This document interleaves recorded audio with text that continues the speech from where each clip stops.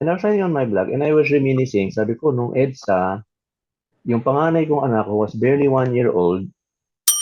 I was carrying him on my shoulders. We were out there, dancing on the streets, ang saya-saya, no? Tapos bigla ako na-realize, sabi ko, yung anak ko na yan, who was barely 1 year old in 1986, in 2005, the following year, graduate na siya ng college.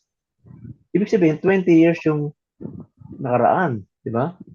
And then I was asking myself, ano nangyari? Parang yung mga idea of what we fought for in EDSA were not did not translate right into uh, most of the problems that we had at the time 2005 were practically the same problems that we had way back in 1986. So, so yun, no? That's why. It was in late night na yan, no? Mag-aalas 12 na yun, eh, no? Nakreate ko yung forum, ano? Sabi ko, create nga akong forum. Tapos I started sending out invitations to some friends, no? And that's how it started.